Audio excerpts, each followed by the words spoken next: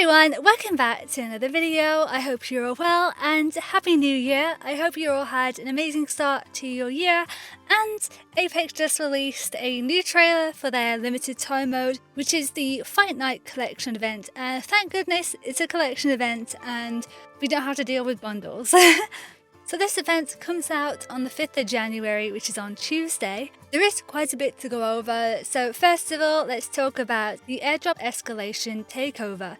So this isn't a limited time mode, and they've said that it's a new approach to limited time modes.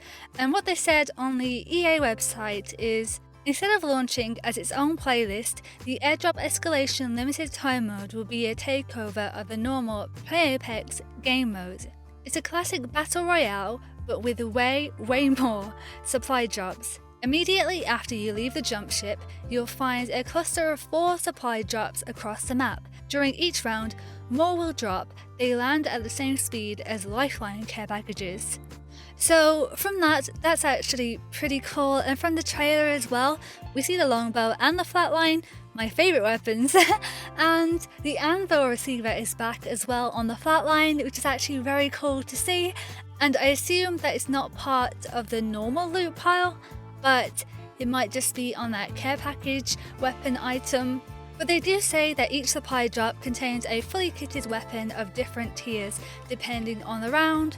So from the trailer, you can see that the flatline is actually a 4-tier weapon, and I assume that they go up to red as well. And they do say that round 4 drops include red armor and crate weapons. So the Kraber and Peacekeeper, and I assume the Prowler as well, because I think that's in the care package now. And it does say that you can't break them down or swap their attachments onto other weapons. I was actually wondering that because the longbow does have the digital threat scope and I really don't like that scope. But now we know that we can't take that off and you have to keep it on, but I guess that's just to balance out the weapons as well, which I understand. But it'll be really interesting to see how this plays out being in a normal game, since it's not its own separate limited time mode. I'm hoping it won't break the game. I don't think it will, but it may just cause for faster games, I guess. But I like to see how that works out. But they do also have a Pathfinder town takeover, of course they do. It's called Fight Night, and it's located in docks, and it actually looks really pretty. I love how they have the cherry blossom trees around. It's just so pretty. But you can see that they have a big arena in the middle with some cargo bots inside, and they do say entering the ring will prevent any player from using their weapons or any of their abilities. The only way to beat someone is via a bit of fist o' cuffs. I've actually never heard that saying, so that's new. But they do say, don't worry about any outside ring interference. No outside projectiles, grenades, or abilities can penetrate the ring's force field. I bet that someone's going to use this as a way to win a game.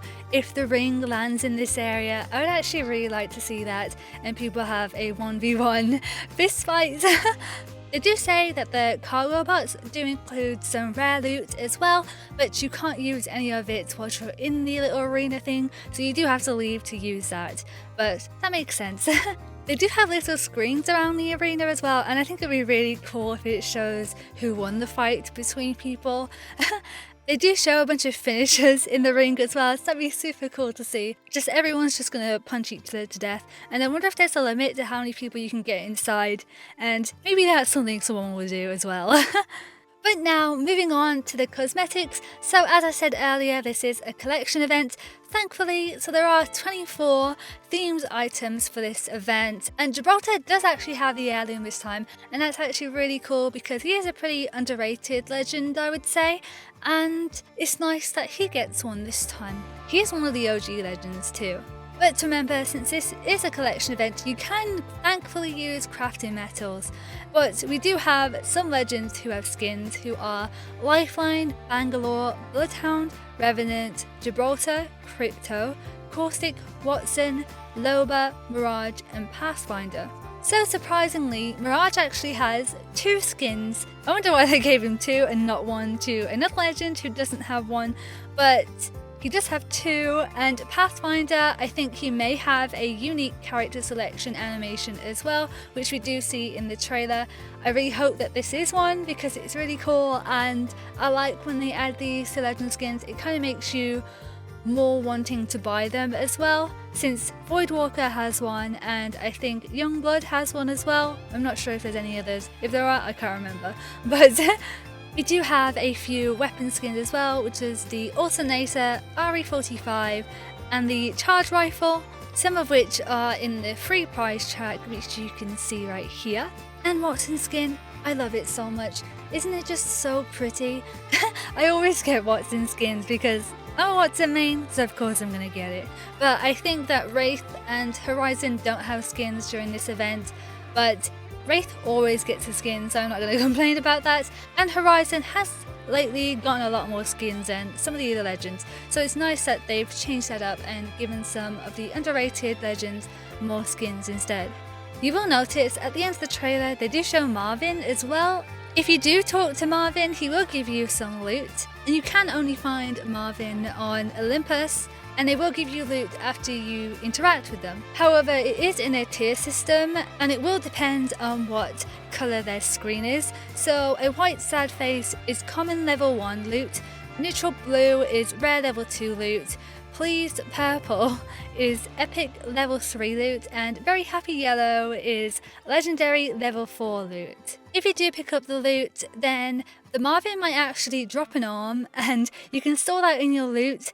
And what you can do with this is take it to another Marvin which has a missing piece, and if you give it to them, they may give you a reward as well. I'm not sure what that reward is. You're gonna have to figure that out for yourself when you play, and I don't want to spoil anything, so I wonder what that actually does and what the loot is, but it'd be really cool to see. And that's pretty much everything. Hopefully I didn't miss anything out and I covered everything, but if I did miss something out, please let me know in the comments so that other people can know as well. But thank you so much for taking the time to watch this video. I really do appreciate it, and hopefully it was useful to you.